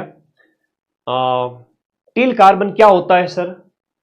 ये राजस्थान केंद्रीय विश्वविद्यालय की टीम ने शोध किया है। मीठे पानी यानी आर्द्र भूमि में जो संग्रहित कार्बन होता है उसे कहा गया है गैर ज्वारीय क्षेत्र। ज्वारीय क्षेत्र जो भी होता है वो खारे पानी का दलदली क्षेत्र होता है। ये मीठे पानी की बात कही गई है। तो टील कार्बन एक इको फ्रेंडली कार्बन है जो आपका मीठे पानी के अंदर होता है। इसका शोध कहां किया गया? केवलादेव राष्ट्रीय उद्यान में। याद कर लेना, उद्यान का नाम पूछा जाएगा, कहां किया गया। छोटी छोटी पर्यावरण से संबंधित चीजें आजकल बहुत ज्यादा पूछी जाती है एग्जाम के अंदर। अगर मैं आपको बताऊं, पिछली बार मांसाहारी पादप यूट्रिकुलेरिया, बहुत बढ़िया एक एस्पिरेंट, इसका नाम क्या है? एस्पिरेंट्स धर्मू। धर्मू बहुत प्यारा बच्चा, एक एक चीज लिख रहा है। आप सब भी प्यारे हो, लेकिन धर्मू क्या है कि सारी चीजें लिख रहा है। मुकेश भी लिख रहा है। यूट्रिकुलेरिया इसकी वजह से सुर्खियों में था और यूट्रिकुलेरिया का प्रश्न पूछा गया था और सब लोग देखते रह गए सर ये क्या है, कहां से प्रश्न आ गया। हालांकि अपन ने पढ़ाया था मांसाहारी पादप है और मांसाहारी पादप ऐसा होता है कि इसकी पत्तियां खुली रहती हैं, पत्तियां हो और या इसका जो कीपाकार मुंह हो, इसके अंदर कोई भी जीव जब एंटर करता है ना तो ये बहुत चालाक होता है, ये उसको बंद कर देता है, ऊपर के दरवाजे को बंद कर देगा और अंदर लसलसा सा पदार्थ होता है तो वो जीव वहीं पर तड़प तड़प के मर जाता है, चाहे वो मकड़ी हो, मक्खी हो। तो ये मांसाहारी पादप है। कैसे हुआ सर मांसाहारी पादप? इवन चूहे तक को भी खा जाते, इतने बड़े बड़े पौधे होते हैं। चूहा जिसके इसके अंदर जैसे ही एंटर किया, बाई चांस इसके अंदर चला गया तो वो लस से पदार्थ की वजह से धंस जाएगा, अंदर ही, बाहर आ ही नहीं जाएगा, अंदर ही चिपक जाएगा, उसका पोस्टर बन जाएगा, उसकी हड्डियां कंकाल बचेंगे और उसका जो शरीर का जो मांस है वो इस पौधे को मिलता है और उसकी वजह से पौधे को पोषण मिलता है। क्या बात कर रहे हो सर, ऐसा भी होता है क्या? हाँ होता है। और अभी परीक्षा में प्रश्न पूछा गया था, केवलादेव के अंदर ही आपका दुर्लभ मांसाहारी पौधा जो आपका यूट्रिकुलेरिया है वो खोजा गया था। ये 2025 के अंदर ही प्रश्न आपसे पूछा गया था, याद रखना है। यूट्रिकुलेरिया मांसाहारी पौधा, यूट्रिकुलेरिया जो एक मांसाहारी पौधा है वो आपके केवलादेव के अंदर खोजा गया था सवाई माधोपुर में और अभी टील कार्बन की खोज हुई है। जानकारी चौकी है ना? हाँ, ध्यान रखा करो नई नई चीज, ठीक है? ओके, आगे बढ़े। नेक्स्ट देखो, अत्याधुनिक हथियार और रक्षा प्रणालियों की एक प्रदर्शनी आयोजित की गई। बहुत लेटेस्ट जो हथियार वगैरह उनकी प्रदर्शनी जनवरी में 8 से 12 जनवरी को सेना दिवस परेड जो है 2026 के अवसर पर भवानी निकेतन ग्राउंड स्कूल जयपुर में, ठीक है, पढ़ लीजिए। हाँ ओके, हाँ ये वाला जो है सवाई माधोपुर, ये वाला जो है वो केवलादेव के अंदर था। ये वाला केवलादेव भरतपुर के अंदर, सॉरी थोड़ा सा इसको सही अपडेट कर देना, केवलादेव भरतपुर के अंदर था ये वाला और ये सवाई माधोपुर के अंदर है, ठीक है। पीछे की घटनाएं 2025 वाले, हालांकि इतने प्रश्न नहीं आएंगे लेकिन आपको थोड़ा अपडेट रहना है कि भाई हाँ ऐसे प्रश्न पूछे जा सकते हैं। जनवरी से हर महीने का करंट अफेयर्स हम थोड़ा सा अपडेटेड पढ़ेंगे। अत्याधुनिक जो सेना दिवस परेड के अवसर पर अत्याधुनिक हथियार जो है उनकी प्रदर्शनी आयोजित की गई भवानी निकेतन ग्राउंड स्कूल ग्राउंड जयपुर के अंदर। प्रदेश स्तरीय महिला उद्यमी सम्मेलन, देखो महिला उद्यमी जो आपके विमेन एंटरप्रेन्योर है और महिला उद्यमी सम्मेलन 4 जनवरी को जोधपुर के अंदर आयोजित किया गया और 15 नवंबर को महिला उद्यमिता दिवस मनाया जाता है। तो थोड़ी जानकारी है वो आपको याद रखनी, ओके।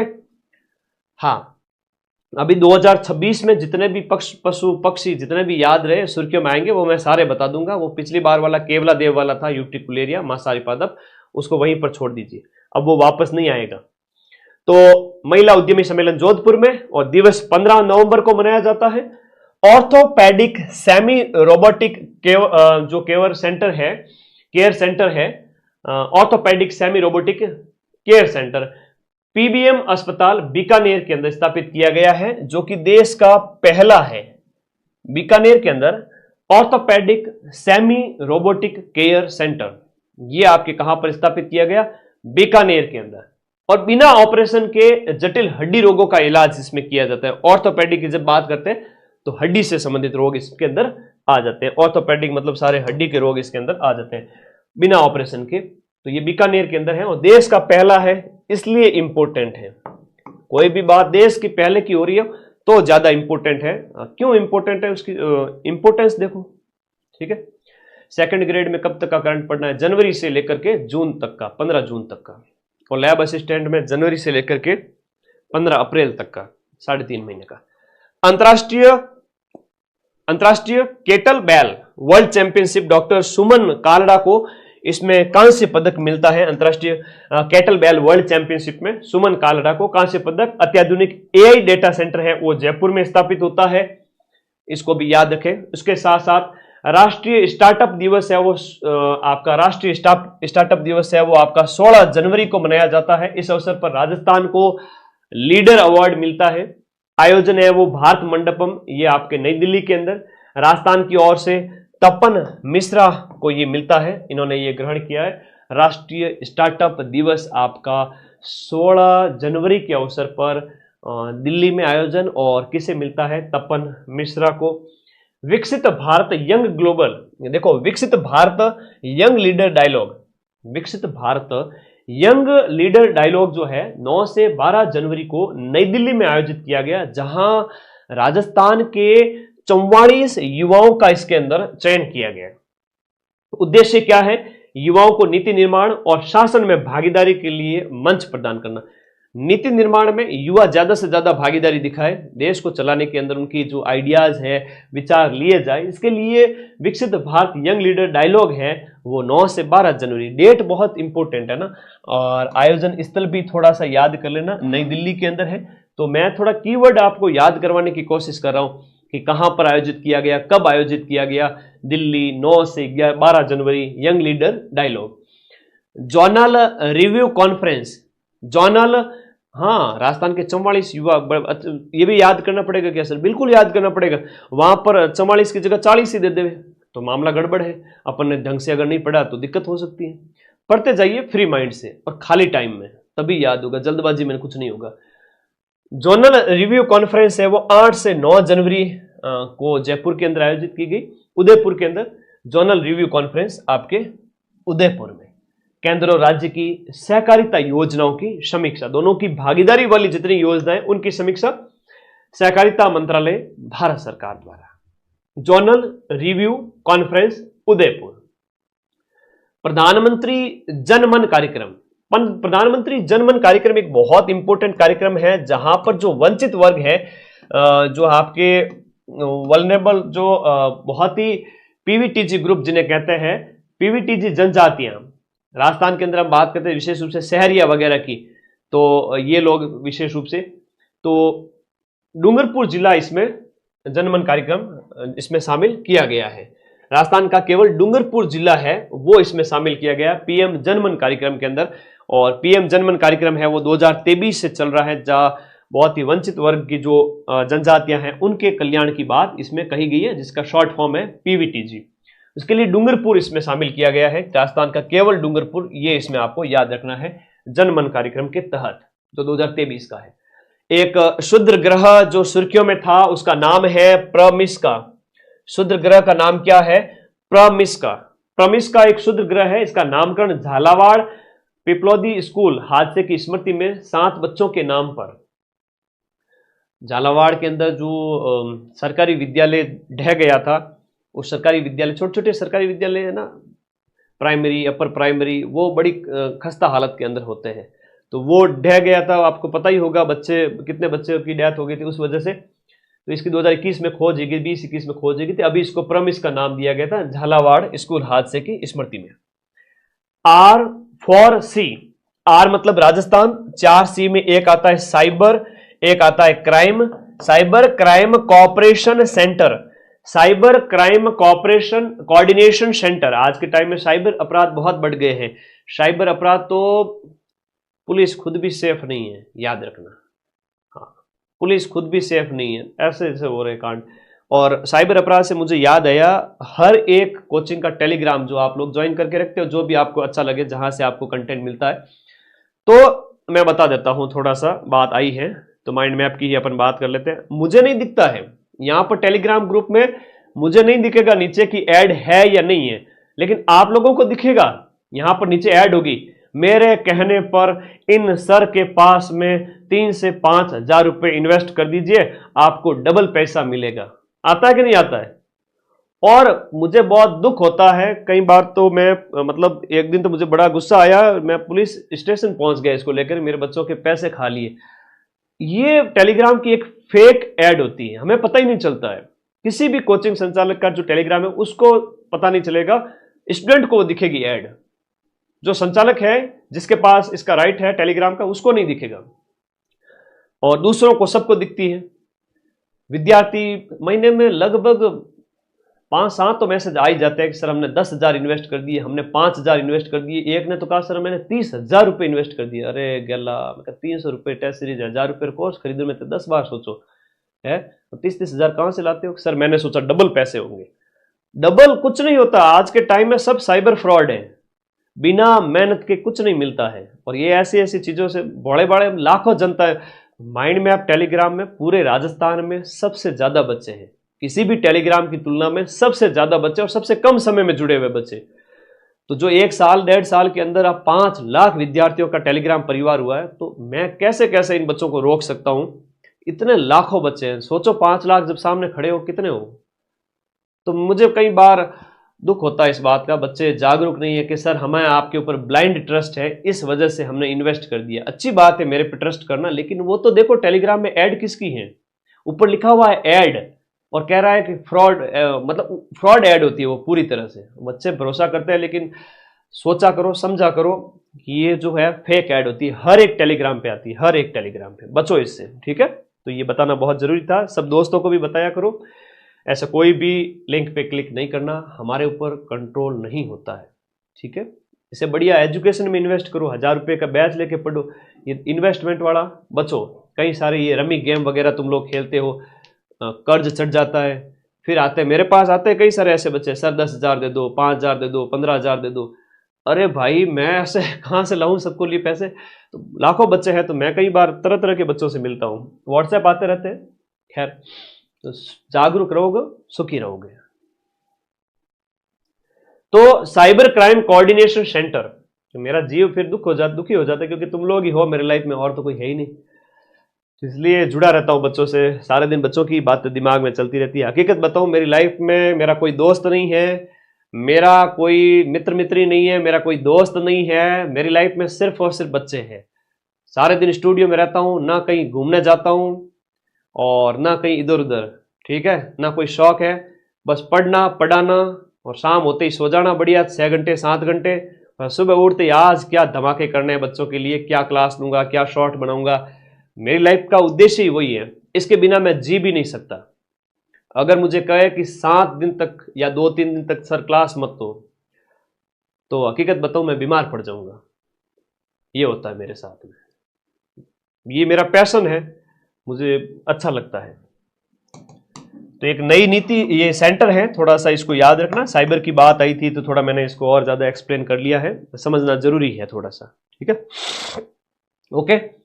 तो सर लूडो में मैंने 1 लाख रुपया कमाया। अनिल ने हाथ अगर फोन में जाता ना, अभी पकड़ के तेरे को मैं कूटता बुरी तरह से, है डाकी आदमी।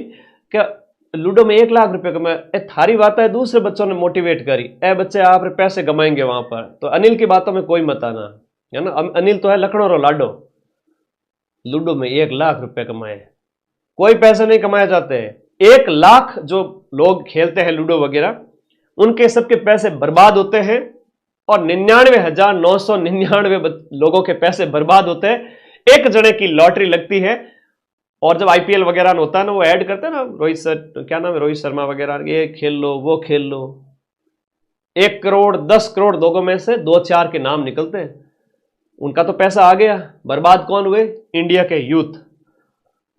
खैर, समझदार बनो, है ना, बाकी कुछ नहीं। पढ़ाई का उद्देश्य केवल नौकरी प्राप्त करना नहीं, नौकरी तो रोजगार है, और रोजगार तो आप कहीं से भी प्राप्त कर सकते हो। पढ़े लिखे हुए, पढ़े, बढ़िया पढ़ाई की, समझदार इंसान बन गए तो सरकारी नौकरी से ज्यादा पैसा कमाओगे। मैं ये लिख के दे रहा हूं, आपकी नौकरी लगे अच्छी बात है, आप प्रयास करिए, नहीं लगे तो मन में मलाल मत रखिएगा। माँ बाप को खुश रखना, और कोई भी काम धंधा पकड़ोगे जिंदगी में कभी असफल नहीं होगे, सरकारी नौकरी वाले से आगे जाओगे।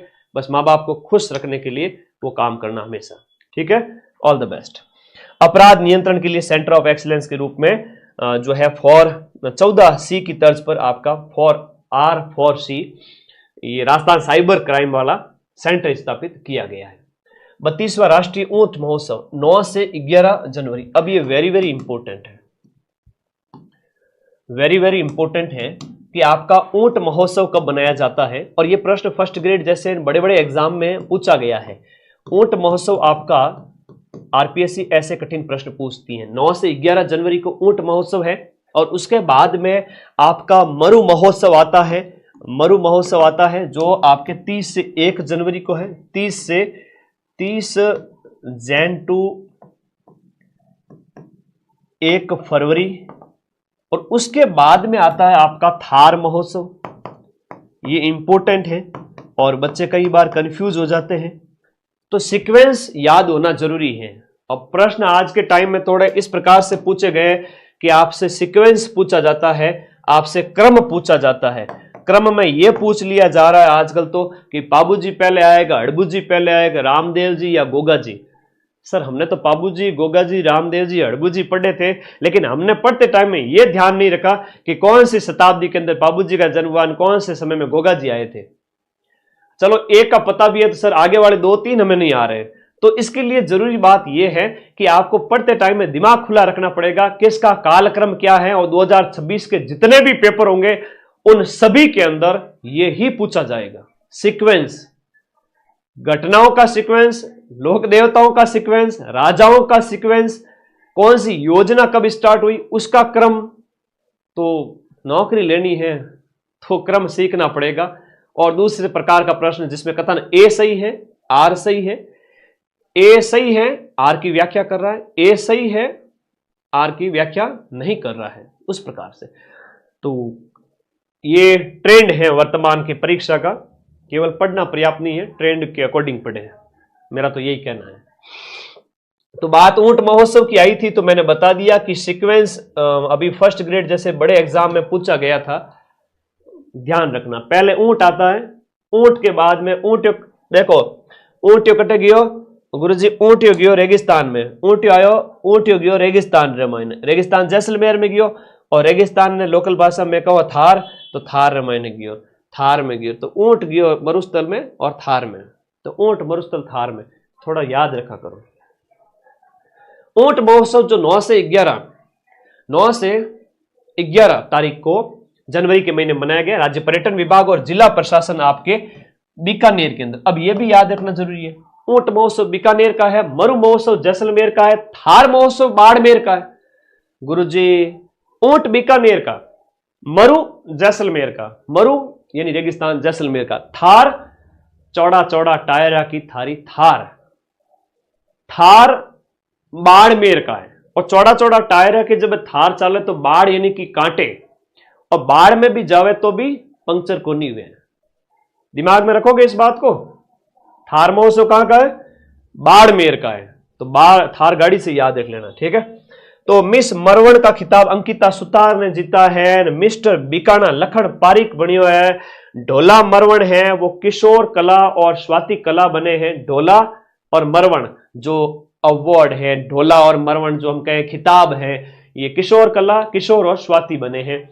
मिस्टर बीकाना लखन पारिक, लक्ष्मण पारिक, और मिस मरवण अंकिता सुतार, ये 2 शुरुआती ज्यादा याद रख लेना। ये ऊंट महोत्सव के प्रतिभागी वगैरह हैं। अगला प्रश्न है आपका मरुगंगा। नेक्स्ट क्वेश्चन है आपका मरुगंगा अंतर्राष्ट्रीय लोक कला महोत्सव। मरुगंगा अंतर्राष्ट्रीय लोक कला महोत्सव 10 से 13 जनवरी को मनाया गया। इंपॉर्टेंट है, मरुगंगा महोत्सव है। जितने भी मेले महोत्सव है ज्यादा इंपॉर्टेंट नहीं है, लेकिन फिर भी पढ़ लेना। 10 से 13 जनवरी जोधपुर के अंदर, मरु है तो पश्चिमी राजस्थान के अंदर। ओके, आगे देखो, राजस्थान किसान साथी ऐप। राजस्थान किसान साथी ऐप 2.0 है।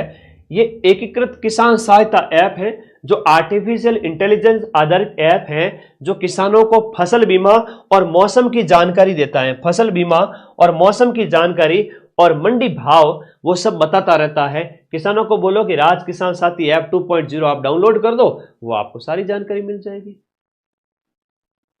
सर्वश्रेष्ठ जल योद्धा गांव लापोड़िया दूदू जयपुर के अंदर।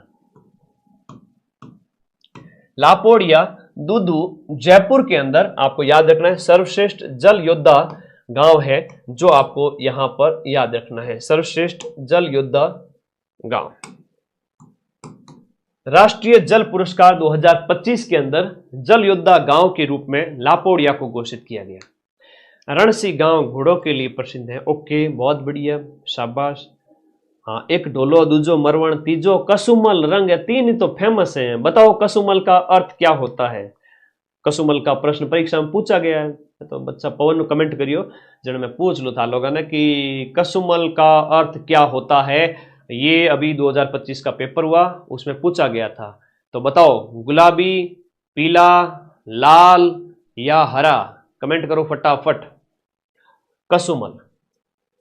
तो राष्ट्रीय जल पुरस्कार घोषित किए गए, उसके अंदर सर्वश्रेष्ठ योद्धा जल योद्धा गांव लापोड़ियो। लापोड़ियो कटे के जयपुर रे दूधू रे मायने पारंपरिक जल संरक्षण की विधियों के लिए बेस्ट काम किया है। टांके बनाना, बावड़ियां बनाना, कुएं बनाना, पारंपरिक जल उसके संरक्षण के लिए। सोनामुखी प्रसंस्करण हेतु अनुदान। अब सोनामुखी, सूरजमुखी, हम उनकी बात करें जिससे तेल भी निकाला जाता है, वनस्पति तेल निकाला जाता है, और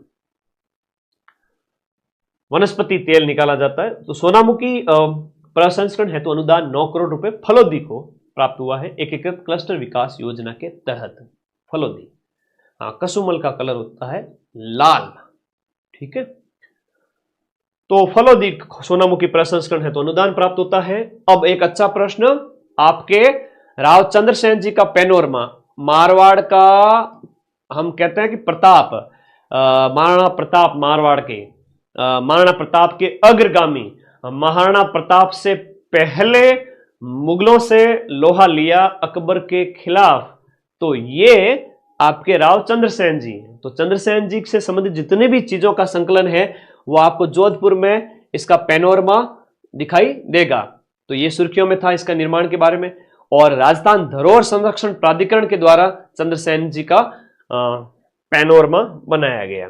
ठीक है, बाकी इनकी छतरी जो है वो सारण की पहाड़ी पाली जिले में स्थित है। हम राजस्थान की हिस्ट्री में पढ़ते हैं राजवंश के अंदर, और याद रखिए 1580 के आसपास, 1581 के आसपास इनका जो है निधन होता है। राज्य स्तरीय युवा और खेल महोत्सव जो है, ये युवा महोत्सव युवा दिवस के अवसर पर, युवा दिवस की बात करें तो 12 जनवरी एसएमएस स्टेडियम जयपुर के अंदर राष्ट्रीय युवा स्वरोजगार योजना जो है 2026, युवा स्वरोजगार योजना 2026 की शुरुआत की गई है, जिसमें 1 लाख युवाओं को 10 लाख तक का ब्याज मुक्त ऋण, 10 लाख तक का ब्याज मुक्त ऋण दिया जाएगा इसके तहत। यह भी आप लोगों को इसमें याद रखना है। ठीक है, okay, very very important, very very important, most important, याद रखोगे। ओके, आगे बढ़ते हैं। चलो नेक्स्ट, थोड़ा पानी वानी पी ले। हाँ, नेक्स्ट,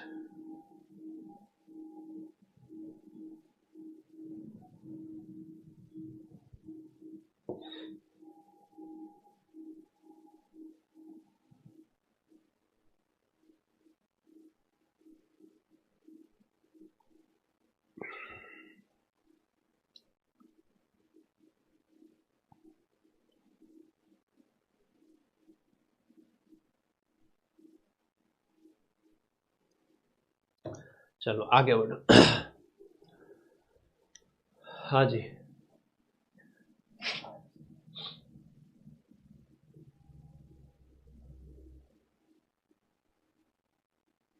व्हाट्सएप कर देना बेटा। मैं तो वैसे हर बच्चे से कांटेक्ट में रहने की कोशिश करता हूँ। कोई डाउट हो व्हाट्सएप कर दें। यहाँ तो कमेंट बॉक्स में तो बात नहीं कर पाऊंगा, है ना, बात करते हैं। चलो कोई भी डाउट हो तो बता दिया करो। आ जाओ। नहीं, ये मारवाड़ के अंदर है, पैनोरमा, जोधपुर, जोधपुर सिटी में ही है, कुड़ी बख्तासनी के आसपास। तो वो प्रॉपर जगह आपको नहीं बतानी है, प्रॉपर तो ठीक है, कुड़ी बख्तासनी जोधपुर में है, याद रखना। बाकी राज्य स्तरीय युवा महोत्सव जयपुर के अंदर। युवा महोत्सव कहां पर? जयपुर के अंदर। और ब्याज मुक्त ऋण किस योजना के तहत? राष्ट्रीय युवा स्वरोजगार योजना, जिसमें 10 लाख रुपए तक आप बिना ब्याज के ले जा सकते हो। युवा नीति जो है वो शिक्षा कौशल विकास के युवाओं के लिए नए क्षेत्र के अवसर प्रदान करने के लिए युवा नीति लॉन्च की गई है। और युवा नीति विशेष रूप से एजुकेशन और स्किल डेवलपमेंट के लिए। रोजगार नीति है वो ई जॉब फेयर है।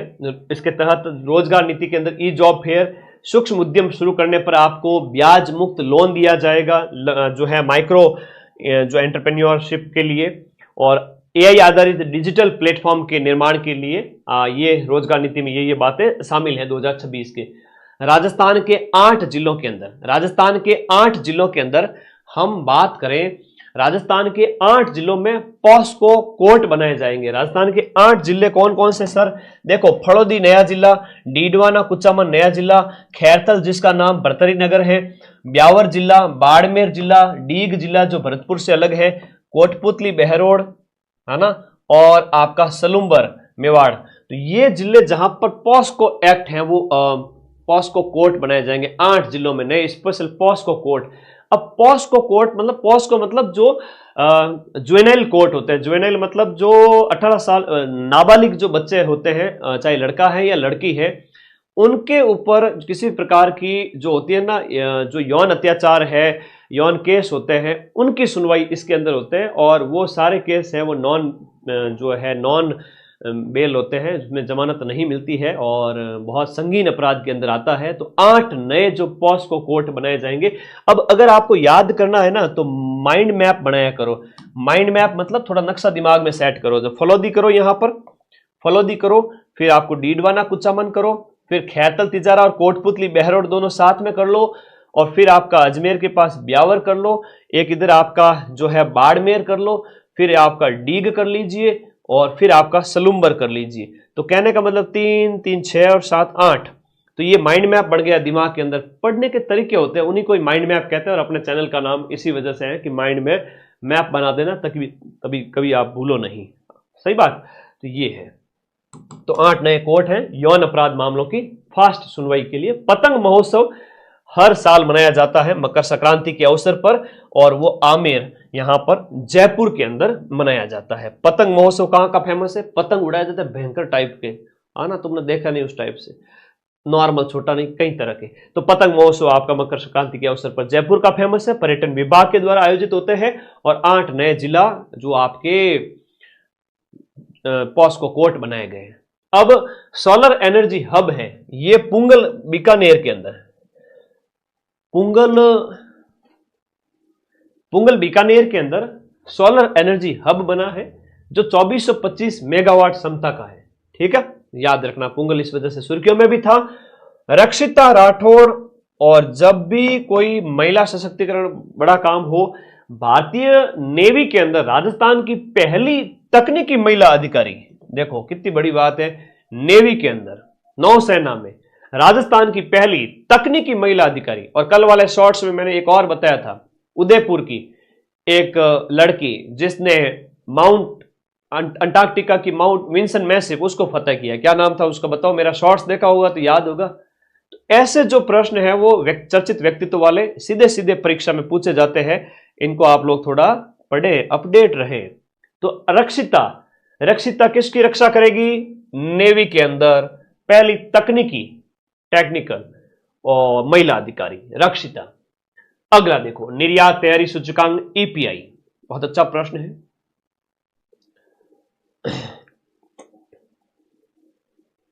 धन्यवाद।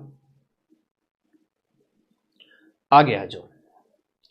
निर्यात तैयारी सूचकांक, एक्सपोर्ट प्रिपरेशन इंडेक्स 2024 की, उसमें राजस्थान का स्थान बड़े राज्यों के अंदर, आपके राजस्थान का जो स्कोर है वो 47.3 रहा है। नीति आयोग ने इसे जारी किया है और पहला स्थान इस कैटेगरी में महाराष्ट्र को प्राप्त होता है। ठीक है, तो ये याद रखिएगा। तैयारी सूचकांक, निर्यात। आगे देखो, अंतर्राष्ट्रीय स्तर पर राजस्थान के खेल पदक विजेताओं को 25 लाख का दुर्घटना एवं जीवन कवरेज बीमा स्पोर्ट्स लाइफ इंश्योरेंस स्कीम के तहत इंटरनेशनल लेवल पर आप कोई भी राष्ट्रमंडल खेल है, एशियाई खेल है, ओलंपिक है, किसी में भी कोई पदक विजेता है तो 25 लाख का दुर्घटना और बीमा कवरेज इसके तहत आपको दिया जाएगा। स्पोर्ट्स लाइफ इंश्योरेंस स्कीम है आपके स्पोर्ट्समैन के लिए 25 लाख का बीमा कवरेज। बीमा कवरेज कितना है वो याद रखना, स्कीम का नाम क्या है उसका नाम याद रखना। राज्य स्तरीय आरोग्य मेला है आरोग्यम 2026 के नाम से जवाहर कला केंद्र जयपुर में आयोजित किया गया आरोग्य मेला। ग्रेन एटीएम मशीन के माध्यम से अनाज वितरण का पायलट प्रोजेक्ट, अब ये इंडिया से राजस्थान में तो अभी स्टार्ट हुआ है। राजस्थान से पहले हम उड़ीसा वगैरह की बात करते हैं, नेशनल करंट पढ़ते हैं, उस समय आता है कि अनाज एटीएम है कि आपको 50 रुपए का 100 रुपए का जितना अनाज चाहिए वो आप तुरंत लेकर आ सकते हो। तो अनाज एटीएम, जितना आप एटीएम में जाके यूज करोगे उतना आपको अनाज बदले में वहां से मिल जाएगा। तो ये भरतपुर, जयपुर और बीकानेर के अंदर पायलट प्रोजेक्ट के रूप में स्टार्ट किया गया है। फिर से माइंड मैप बनाइए, जयपुर हो गया, इधर बीकानेर हो गया, इधर आपका जयपुर हो गया, इधर आपका भरतपुर हो गया। तो तीनों जिले याद रखना है। ग्रेन एटीएम यानी अनाज एटीएम राजस्थान में भरतपुर, बीकानेर और जयपुर। माइंड मैप बना करके दिमाग में बिठाकर आगे बढ़ना है। पीएम विश्वकर्मा योजना, इसमें राजस्थान का प्रदर्शन है वो दस्तकारों के पंजीकरण के मामले में जितने भी है उसमें राजस्थान पहले नंबर पे रहा है, लोन डिस्ट्रीब्यूशन के अंदर सेकंड रहा है और ट्रेनिंग में हम तीसरे नंबर पे आए हैं। पीएम विश्वकर्मा योजना 17 सितंबर 2023 की है और 17 सितंबर को हम हस्तशिल्प दिवस भी मनाते हैं। क्या मनाते हैं? हस्तशिल्प दिवस मनाते हैं, एमएसएमई दिवस मनाते हैं। क्या होता है MSME? Micro small and medium enterprises. तो कहने की बात यह है कि आप लोगों को याद रखना है इसमें लघु सूक्ष्म और मध्यम उद्योग दिवस, हस्तशिल्प दिवस, वो भी 17 सितंबर को ही मनाया जाता है। हस्तशिल्प नीति भी इस अवसर पर आती है 2023 में। तो 2023 में ये स्टार्ट होती है पीएम विश्वकर्मा योजना, जिसमें पारंपरिक कारीगर है उनको आत्मनिर्भर बनाना। और पारंपरिक कारीगर कौन से सर, कितनी कैटेगरी है? पारंपरिक कारीगरों की 18 श्रेणियां हैं। कितनी हैं? 18 कैटेगरीज हैं। अब 18 कैटेगरी में पारंपरिक कौन कौन से सर? देखो, कोई कारपेंटर है, लकड़ी के काम करने वाले हो गए, नाव बनाने वाले, अस्त्र, लोहार, ताला, हथौड़ा, सुनार, कुमार, मूर्तिकार, मोची, राजमिस्त्री, दलिया, चटाई, झाड़ू बनाने वाले, पारंपरिक गुड़िया बनाने वाले, नाई, मालाकार, धोबी, दर्जी और मछली का जाल बनाने वाले, ये पारंपरिक कलाकार हैं जिनका जो ऐसे पेशे हैं इनको लाभ मिल रहा है पीएम विश्वकर्मा योजना के तहत। आपके 18 पारंपरिक व्यवसायों को शामिल किया गया है इसमें पहले चरण में, और ये 1 लाख रुपए तक की, और दूसरे चरण में 2 लाख रुपए तक की सहायता 5% ब्याज दर पर। ठीक है, आपको इसमें बारे में याद रखना है। राज्य स्तरीय इलेक्ट्रोपैथी दिवस, राज्य स्तरीय इलेक्ट्रोपैथी दिवस 2026 है वो 11 जनवरी को झालाना आरआईसी जयपुर के अंदर आयोजित किया गया। हाईकोर्ट के 45वें रजिस्ट्रार जनरल है वो बहुत इंपॉर्टेंट है, वेरी वेरी इंपॉर्टेंट है। और वहां तो आरपीएससी तो ऐसे ऐसे प्रश्न पूछ रही है, किसके सामने शपथ लीर, कब लीर, कब, तो चलो सामान्य सा प्रश्न है, बड़ा इतने डीप जाके पूछती है कि बच्चा जो करंट अफेयर्स ऊपर ऊपर से पढ़े तो ही फायदे में है नोट्स के रूप में, और ज्यादा डीप में जाएगा तो अदर सब्जेक्ट कब पढ़ेगा। तो अपने को इतनी टेंशन नहीं लेनी है कि हम बहुत गहराई में जाए, मतलब जरूरी नहीं है। ठीक है, तो राजस्थान हाईकोर्ट की 45वीं जो है रजिस्ट्रार जनरल है वो चंचल मिश्रा बने हैं। वेरी इंपॉर्टेंट क्वेश्चन है, मोस्ट इंपॉर्टेंट है। राजस्थान की पहली 100% ऑर्गेनिक जो पंचायत है, ऑर्गेनिक पंचायत बामणवास कांकड़ पंचायत है, कोटपुतली बहरोड की, कोटपुतली बहरोड की बामणवास कांकड़ पंचायत जो पहली 100% ऑर्गेनिक पंचायत है जहां पर सारी चीजें ऑर्गेनिक हैं, जैविक हैं, कोई भी पेस्टिसाइड वगैरह रासायनिक यूज नहीं होता है, एनपीओपी मानकों के तहत है वो, ठीक है।